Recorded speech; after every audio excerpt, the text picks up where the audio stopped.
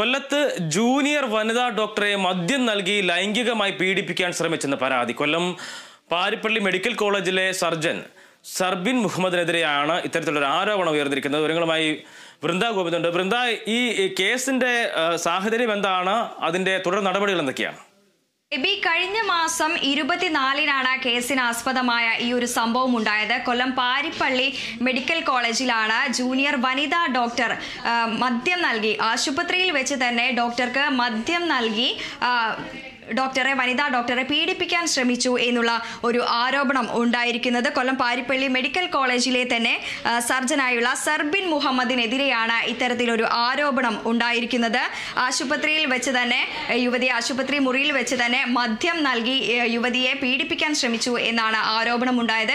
ഈ ഒരു സംഭവത്തിന്റെ അടിസ്ഥാനത്തിൽ തന്നെ ഒരു 24-നാണ് സംഭവം നടക്കുന്നത്. 29-ാം തീയതി തന്നെ വനിതാ ഡോക്ടർ പാരിപ്പള്ളി മെഡിക്കൽ കോളേജിലെ പ്രിൻസിപ്പാളിന് ഒരു പരാതി നൽകിയിരുന്നു. ഈ പരാതിയുടെ അടിസ്ഥാനത്തിൽ ഒരു ഇന്ത്യൻ കമ്മിറ്റി രൂപീകരിക്കുകയും ഈ ഒരു പ്രതിക്കെതിരെ ഡോക്ടർ സർജനെതിരെയായിട്ടുള്ള ഒരു അന്വേഷണം നടത്തുകയും ചെയ്തിരുന്നു. അന്വേഷണത്തിൽ ഈ ഒരു സർജനെ സസ്പെൻഡ് ചെയ്യുന്ന ഒരു നടപടിയാണ് ഉണ്ടായിരിക്കുന്നത്.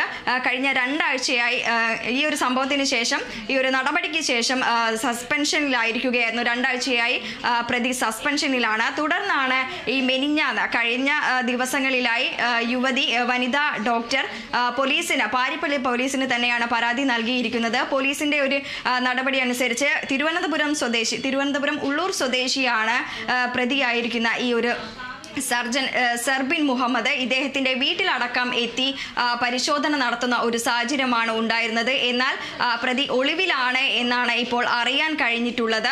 സുഹൃത്തുക്കളുടെ വീടുകൾ കേന്ദ്രീകരിച്ചും പ്രതിക്കായുള്ള അന്വേഷണം ഊർജിതമാക്കിയിരിക്കുകയാണ്. ഇവിടെയൊന്നും എന്നാൽ ഈ ഒരു പ്രതിയെ കണ്ടെത്താനായിട്ടില്ല. വകുപ്പ് തല നടപടികളും കൂടാതെ തന്നെ പോലീസിന്റെ രീതിയിലുള്ള ഒരു അന്വേഷണവും വളരെ ഊർജിതമായ രീതിയിൽ തന്നെയാണ് ഇപ്പോഴും പുരോഗമിക്കുന്നത്. പ്രതിക്കായുള്ള അന്വേഷണവും ഇപ്പോഴും പുരോഗമിച്ചുകൊണ്ടിരിക്കുകയാണ്. പ്രതിയെ വളരെ വേഗം കണ്ടെത്താനുള്ള ശ്രമങ്ങളാണ് പോലീസിന്റെ ഭാഗത്തുനിന്നുണ്ടായിക്കൊണ്ടിരിക്കുന്നത്. വൃന്ദ ഗോവിന്ദാണ് വിവരങ്ങൾ നൽകിയത്.